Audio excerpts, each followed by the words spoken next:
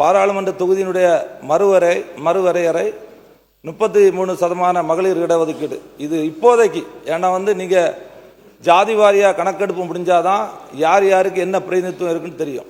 இன்னைக்கு பட்டியலின மக்கள் எவ்வளோ பேர் இருக்காங்க, பழங்குடியின மக்கள் எவ்வளோ பேர் இருக்காங்க, இதெல்லாம் கண்டுபிடிக்கணும்னா அந்த கணக்கெடுப்பு முடிச்ச பிறகு தான் தெரியும். 2026 மக்கள் தொகை கணக்கெடுப்பு முடிச்ச பிறகு தான் தெரியும். அதனால் இது அவசரமாக இது தென் தமிழகத்தை பாதிக்கக்கூடிய அளவில் அவசரமாக பாராளுமன்றத்தில் கொண்டு வரணும்னு இன்னைக்கு பிஜேபி அரசு துடிக்குது. அது எந்த காலகட்டத்திலையும் நிறைவேறாது. அப்படி தமிழ்நாடு மக்கள் இங்கே இருக்கக்கூடிய அரசியல் தலைவர்கள் அப்படி ஏதாவது தவறு செய்தால் இது தமிழகத்திற்கு அணிக்கின்ற அநீதி என்பதுதான் இது மக்கள் நினைப்பாங்க. அதனால் ஒன்று சேர்ந்து அனைத்து கட்சியினுடைய தலைவர்களும் இதை ஒன்று சேர்ந்து இந்த தீர்மானம் மதிப்பிற்குரிய தமிழக முதல்வர் அவர்கள் கொண்டு வந்த இந்த அரசினர் தனி தீர்மானத்தை ஆதரிக்க வேண்டும் என்று காங்கிரஸ் கட்சி வலியுறுத்தி கேட்டு அமர்கிறது. நன்றி, வணக்கம். மாண்புமிகு எதிர்கட்சி தலைவர்கள். மாண்புமிகு பேரவைத் தலைவர்களே, மாண்புமிகு அமைச்சர் அவர்கள் பேசும்பொழுது இந்த மகளிர் இடஒதுக்கீடு குறித்த சட்டத்தை அனைத்தும் காங்கிரஸ் தான் செய்தது என்று கூறினார்.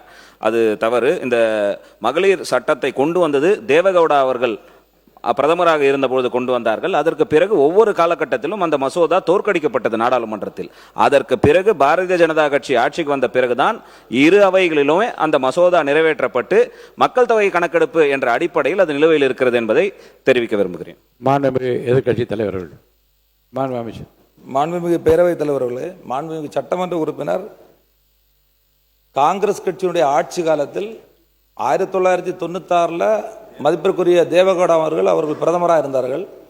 ஆனால் பஞ்சாயத்து ராஜ் சட்டத்தை பொறுத்தவரையில் ராஜீவ்காந்தி அவர்கள் தான் அந்த அடுத்த இளம் தலைமுறைகள் 21ஆம் நூற்றாண்டுக்கு அழைத்து செல்ல வேண்டும் என்று அன்றைக்கு அவர் தான் அந்த திட்டத்தை வகுத்தார். நரசிம்மராவ் அவருடைய பிரதமர் நரசிம்மராவ் அவர்கள் பீரியடில் இருக்கக்கூடிய அதான் பஞ்சாயத்து ராஜ் ஆக்ட் இம்ப்ளிமெண்ட் பண்ணது எங்களுடைய ஆட்சி காலகட்டத்தில் தான். அதே மாதிரி 2010 அன்னை சோனியா காந்தி அம்மையாருடைய தலைமையில் இருந்த மன்மோகன் சிங் அரசு தான் 33% இடஒதுக்கீடு மேல் சபையில் கொண்டு வந்ததும் எங்களுடைய காங்கிரஸ் கட்சியினுடைய அரசு. மாண்பு உறுப்பினர் பேசுறீங்களா? சொல்லுங்க.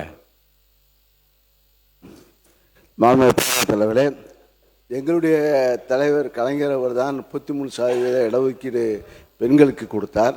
அதே போல் சொத்தில் பங்கு சமபங்கு என்ற பெண்களுக்கு சமபங்கு என்ற சட்டத்தையும் கலைஞர் தான் உருவாக்கி கொடுத்தார் என்பதை தெரிவித்துக் கொள்கிறேன். மாண்புமிகு எதிர்கட்சி தலைவர் அவர்கள். மாண்புமிகு எதிர்கட்சி தலைவர் அவர்கள். மாண்புமிகு எதிர்கட்சி தலைவர் அவர்கள். மாண்புமிகு எதிர்கட்சி தலைவர் அவர்கள்.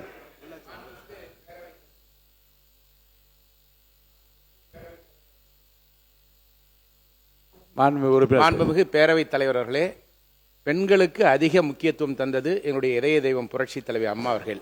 1991ஆம் ஆண்டு 32 சட்டமன்ற உறுப்பினர்களை இதன் சட்டமன்றத்திற்கு கொண்டு வந்த பெருமை இதய தெய்வம் புரட்சி தலைவி அம்மா அவர்களை சாரும் என்பதை இம்மாமன்றத்தில் பதிவு செய்கிறேன்.